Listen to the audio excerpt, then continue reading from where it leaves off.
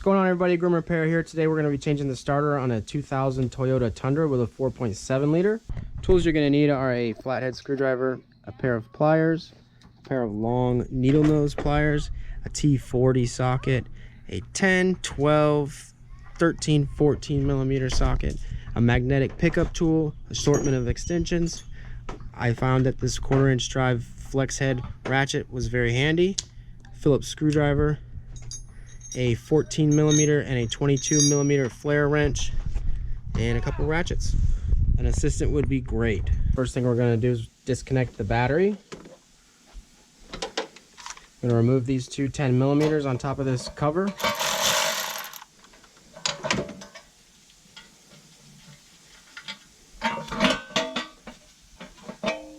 And take a Phillips screwdriver and loosen the hose clamps on this ductwork. I'm going to take a 10 millimeter and remove this AC line here. Put that back there, we won't lose it. Now I'm going to go around and loosen a few hose clamps. There's one here, one here, one here, and a couple back here on this. Actually, there's no clamps here, so we'll just pop these off. You got a clamp here on the side of it though.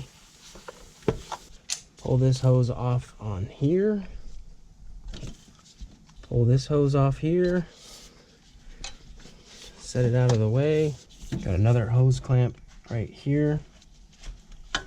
Going into the fuel rail. Gonna pop that hose off.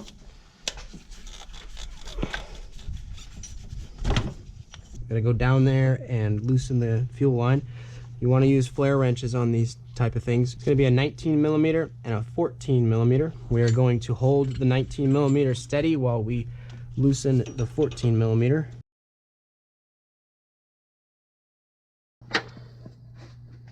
We removed the gas cap, and that'll help remove some pressure on this line, but some fuel's going to leak out. Just, you know, put your baby back inside and try not to breathe. Don't smoke. You'll be all right. Should smoke anyway. All right, so we disconnected that down there. We're going to remove the mass airflow sensor connector and pop the clip that goes here on this ductwork. And we're going to slide the ductwork out of the way.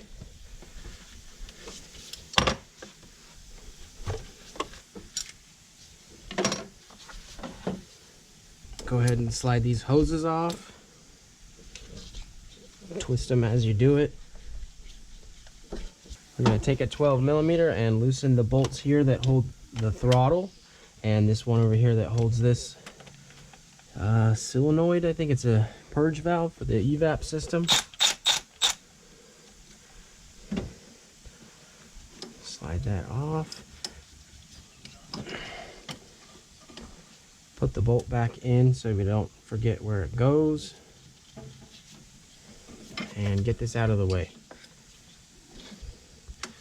Unplug that connector.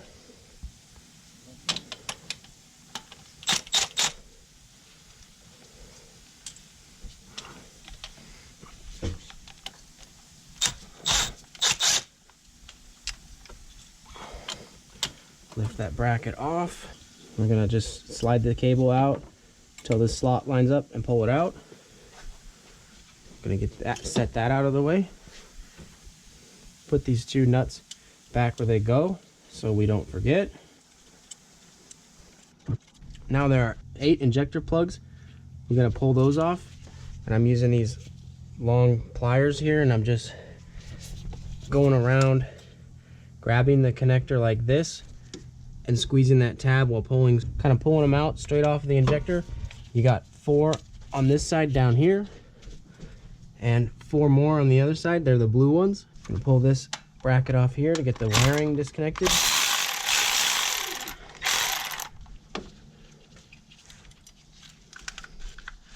Pop that out of the way, put the bolt back, and with the injectors disconnected, that gives us Enough slack in that wiring to get everything out. Got a couple brackets here holding some more wiring to this fuel rail. We're going to loosen those. And again, put the bolt back.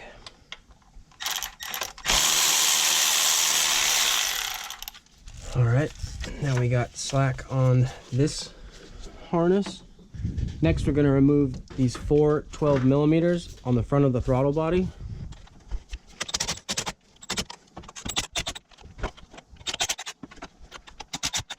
All right, now I'm going to just put these together and remember that they go on the throttle body. Well, the nuts are on the top and the bolts are on the bottom. And now we can just set the throttle body up here out of the way. Next, we're going to take a T40 Torx bit and loosen the center intake manifold bolts. So there's 3 of these Torx bits on each side, one back in the back. And we got to remove this to get to that Torx bit down there. It's just 2 10mm.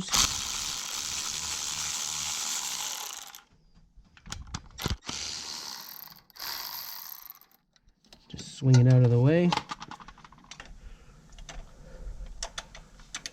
We got a pretty long extension here. It doesn't need to be this long, but the shorter one was too short, so we got what we got. Got one down there and one down here.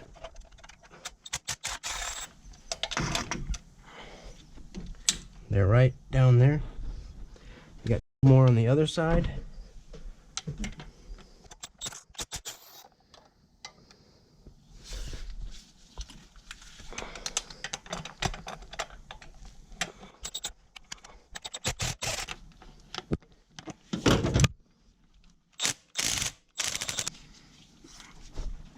Now we're going to take a magnetic tool and get those bolts out.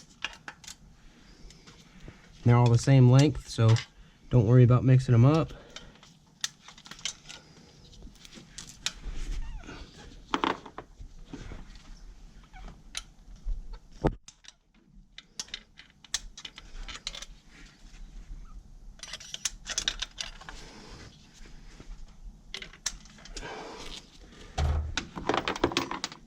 Could probably sneak by it, but I'm going to pull this electrical connector to give myself a little more room so I don't hit it with my impact. And I'm going to pull that nut off of the front of the manifold with a 13mm. And then before I pull the tool off, I'm going to put my magnet down there so I don't lose the nut.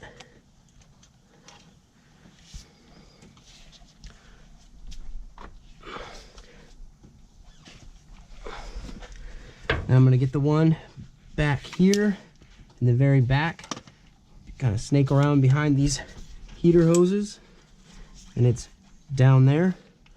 Not the one in the very back, that goes to something else, but it's in the very back. And make sure you're on the intake manifold. And then it's going to be a little harder to get that magnet down there, but you should be able to do it so you don't lose the nut. I'm going to pull this bracket out of the way just to get to that bolt a little easier and show it so you can see it. 10mm. And it's just going to swing out of the way. The bolt is right down here. Grab it with the magnet. Then we got another one in the back on this side, or down around these hoses. Grab it with the magnet.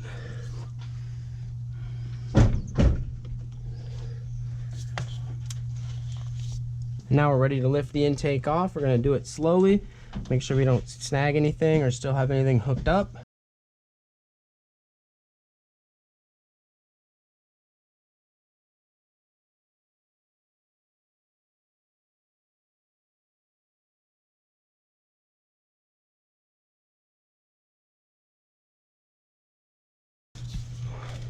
Have a helper pull the wiring out so you can fish that out of the way.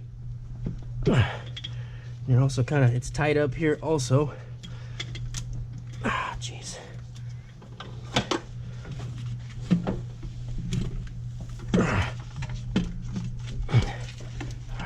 fish that fuel line through. Don't knock anything into the heads. It's got fuel. That's fine. Look, you got a rat nest. Here you go. Hand that to your best buddy. Be careful not to knock anything into the heads. Looks like we had a rat or something in here. Don't want to knock these pistachios in or this insulation. I'm gonna take some paper towels and shove them in those holes just to keep everything out.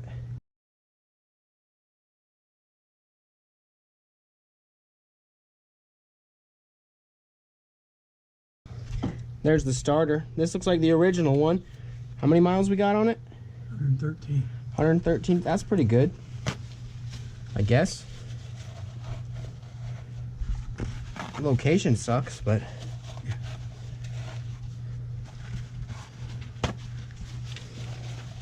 hope this video makes it a little bit better on you. If it does, be sure to give it a like. And I'm gonna clean this out a little with my shop vac and take a little break, and we'll come back. All right, so we vacuumed it all out so that nothing falls in when we change out that gasket. And now the bolts that hold the starter in come in through the block. So they're in between the engine and the firewall. And they're 14 millimeters. And there's two of them. One's here. There's gonna be two bolts holding it in. One's here, one's here. And they're gonna sit in like that. I'm not gonna be able to show you with everything in the way, so I'm kind of showing you on here. I'm gonna remove the two electrical connections. Ow! That one, you just squeeze this tab and pull it out. Go ahead, pop this plastic thing off. All right, that came out. Go ahead and pull the connector off of this knock sensor here just to get it out of the way when we finally get the starter out.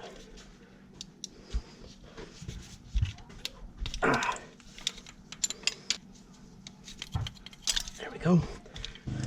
All right, I got a 12 millimeter here on the top.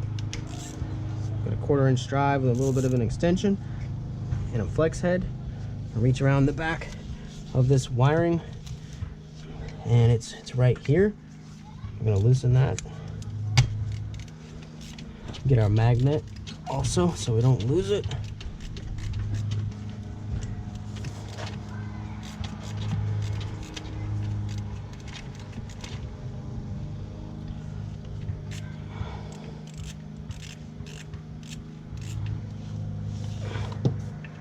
That bolt's out. Put it in your third hand. Now we're going to loosen the 14s that hold the starter to the block. Same thing, reach back down there with a little wrench. Might be able to get back there with a big one.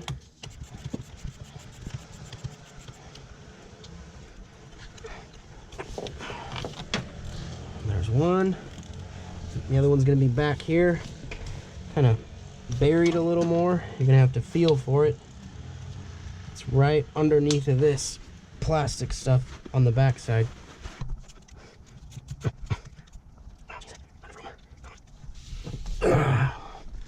There's the second one. Now the starter should come out. Maybe a little bit jammed like this one is.